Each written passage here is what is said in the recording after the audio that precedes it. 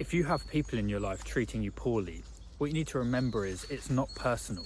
It seems like a personal attack on you, but we're all children at heart and we're just trying to meet our needs, and some people do that in negative ways to get attention or whatever it is they need. So I had a question in the comments asking how to deal with evil people, and this person said that their work colleagues are bullying, humiliating, saying bad things about them, and they kind of wish bad upon them. So if you can relate to this, I want to encourage you today.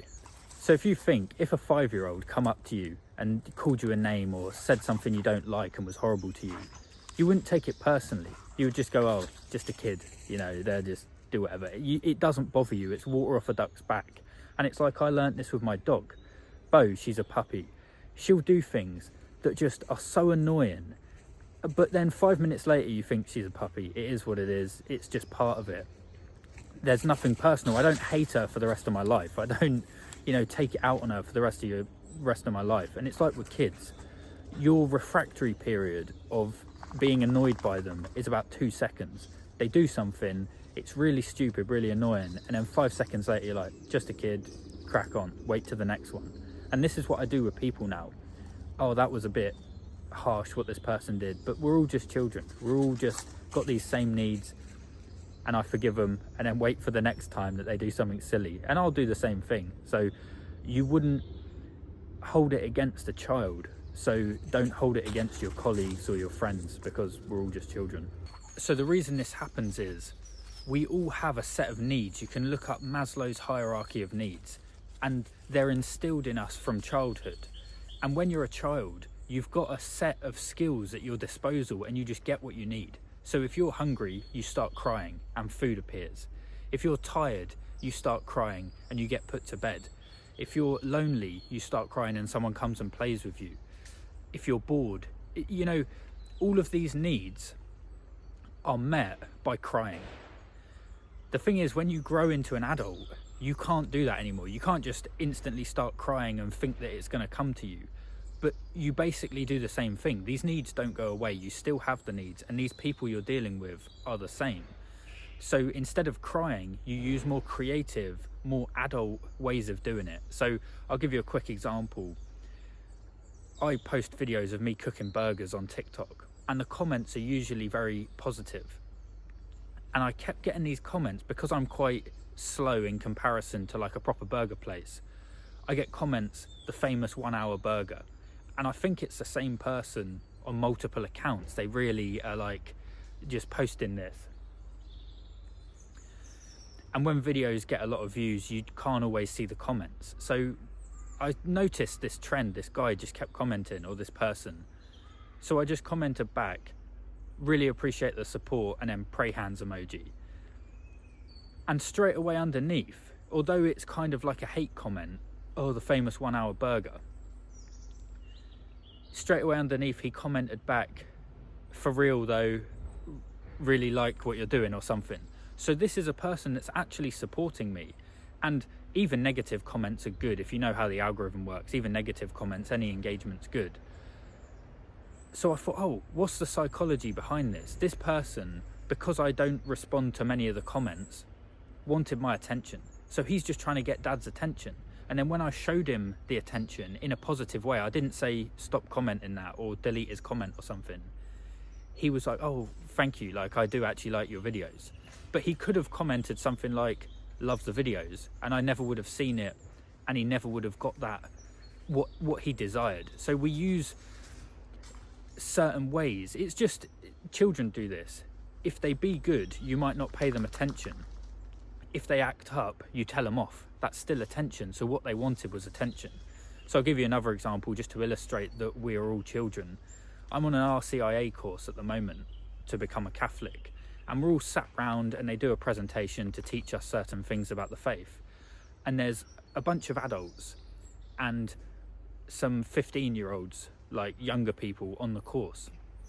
And there's no difference between us. I kind of recognise this. So there was a 5-minute break and we're talking between us, me, my friend, and a couple of women. And we had loads of questions. We were back and forth on this subject that we was just talking about. And then I said, oh, these are questions for Father Nishan when he comes back. And then he came back and said, oh, any questions? And none of us put our hands up and said we had questions. We kind of looked at each other like you would in a school class at your friends. Like, we do have questions, but we didn't raise our hands and ask him because we had the need to not look silly. We don't know ask silly questions or, say something silly in front of the group. That's just childhood behavior. We're adults, but we all have these same insecurities and these same problems. And then a section came up about marriage and sex. And it doesn't matter what age you are, you've got that kind of smile, that embarrassing, oh, we're talking about sex. You could be 15, there were 15-year-olds in the room. You could be 55. Do you know what I mean? There's these same insecurities, needs of a child are all still there. So these people are treating you poorly because they need something and they're going to do whatever it takes to get it. So I remember when my friend became a dad, like for the first time, it can often be quite hard, sleepless nights and all that. So I asked him, I said, oh, how's it going? I hadn't seen him in a while. I bet you're knackered, aren't you? And he was like, it's not that bad. There are only a handful of needs that your child's going to have. And all I do is just work through the list. He was like, line them up and knock them down. So if my kid's crying, are they hungry? When did they last eat? Let's try them with a bottle. Okay, it's not that. Are they tired? Let's put them to bed. Are they lonely? I'll play with them. Are they bored? I'll give them a toy. He's like, you just go through the list and it's one of them. It's like one of 5 things. And once you've got it, they're content. And then you go back to doing whatever you've got to do and the baby's sorted. And then half an hour later, they'll cry again and you go, right, which one is it? Oh, nappy needs changing. So it's quite simple. And I look around and adults are like this. If an adult's acting up, they're treating you poorly. Oh, what is it they need? People aren't evil by nature. We have grace, the grace of God and love instilled within us. It's not our default state to be hateful. I think there are some like psychopaths and people that are just going to hurt people, but I don't think that's the case for most people. So you look at them and say, what is it they need? And that's why it's not personal. It's not on you. It's not a personal attack on you. They've got an insecurity, a need that isn't being met, and they're going to do whatever it takes, and it happens to look like treating you poorly. So we're all children with childhood trauma, but we have adult tools to deal with it now. So I'll give you some examples. If you look at Bill Gates now has billions of dollars, multinational corporations, and these influential things at his disposal. So whatever insecurities he's got, he's influencing a lot of people. He's not just a baby crying that influences their parents. Oh, I cry, they come. No, he can have an insecurity. I don't really want to get into what Bill Gates gets up to, but for example, Brian Johnson, he's the longevity man that's trying to live forever. He is openly, and these people aren't hiding it. This is the thing. If you look at Brian Johnson's videos, one of his titles is, "My wife left me and divorced me," or something. So he's broken, he's got cut up about his wife's divorce. So that will show you some of his motivation. And then another video was dealing with childhood trauma. So he's openly saying, these are my things. I've got the need to be desired by my wife and she left me. I've got the need, whatever the childhood trauma was, to heal this childhood trauma, and I can't do it. So instead of crying and getting his problems solved, he's trying to live forever. He's using adult technologies. He's a tech startup person, so he's got billions of dollars to throw at this. So he wants to live forever, just to meet these needs of love and connection. Another example is Elon Musk. He's openly stated that he's kind of basically depressed, and the reason, the driving force for him, his thesis to get to Mars, is that he doesn't know why life exists. He doesn't know the meaning of life, and he basically just wants to make us a multi-planetary species to make sure we keep going, so one day we'll figure it out. So he's basically got a meaningless existence, and he's going to do whatever it takes to live long enough and perpetuate the species long enough to try and figure it out, when he could just find God now, find gratitude and presence now. But the problem is, he's not the crying baby. he has the ability to harm a lot of people. If he just cried and his needs were met, that would be fine. But he's completely wrapped the planet in satellites. We don't know what what the problems are associated with that. So what I'm saying is, the people you're dealing with are using adult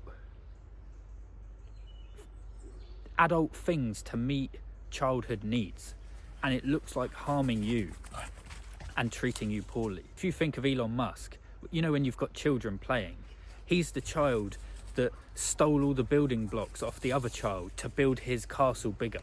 You know, that's who he is. And then you've got the other kid who just gives them up willingly and walks off and goes plays in the park. That's the content child. But Elon Musk's that one that wants to get all of the building blocks for himself and build something so that he can feel good about himself. So it's all childhood issues. So the way you deal with this is you use forgiveness and prayer. Now, it's easy to say this, but you've got to know why you're doing it, and you've got to do it genuinely. So when you know that that person has a lack, has an insecurity inside them, it's not personal anymore. You don't feel like they're attacking you. You think, oh, I feel sorry for them. They lack love in their life. They're bored. They're tired.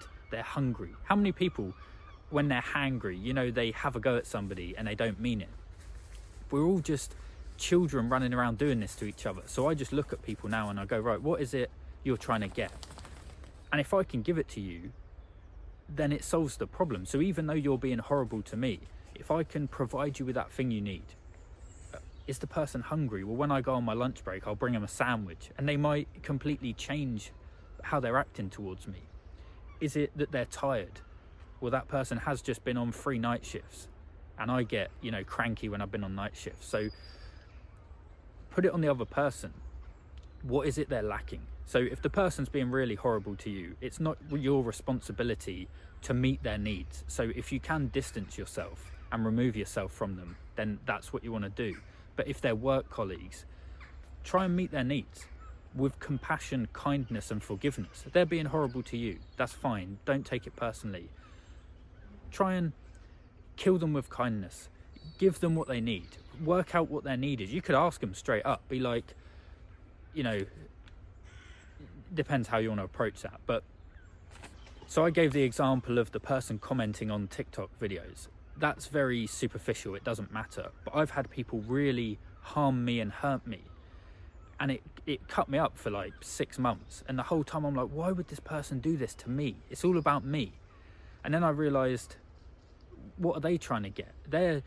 People aren't horrible by nature. We've all got our own motivations. We all just want to be happy and live a fulfilling life. You know, no one's got it figured out, and we'll do whatever it takes. I just would never harm somebody else to make me happy. It never seemed like a good idea. But other people, that seems like the best way of getting what they want. And the moment I realized, I was like, oh, I feel sorry for them. They did that because they're lacking something and they thought that was going to help. It happened to harm me, but I wasn't important in that equation. And then I started praying for that person. I forgave them genuinely, and I pray for them now. And I'm like, oh, I hope they resolve whatever that is, because I've resolved it. It doesn't bother me anymore. And that's what changed it. The moment I realized that, it's not personal, it's not on me. I forgive them, I pray for them. I hope if I can help them meet their needs, I will. But if I can't, I hope they get what they're looking for. So a couple of Bible verses for this one. 1 Corinthians 13:11. When I was a child, I talked like a child, I thought like a child, I reasoned like a child. When I become a man, I put the ways of childhood behind me. So what you're dealing with is people that are still children. And I recognize this. I recognize my childish behavior. That's why I know we're all doing it. And if you look at a child, you give them a chocolate bar. 5 minutes later, they're bouncing off the walls. You can't really have a go at that child for bouncing off the walls because it was the chocolate bar that did it. There's like cause and effect that does this. And people are doing this. They're having a go at you. But if you notice, it's always 10 minutes after drinking an energy drink. So they've got all this caffeine, this energy, and now they're throwing it out onto you. So we're all just children. We're just doing things and not realizing why. But you can recognize this. You put the ways of a child behind you and you go, oh yeah, I am just trying to meet my need for connection and love. Or I'm just trying to meet my need of, you know, I'm tired, so I'm cranky. Colossians 3:13.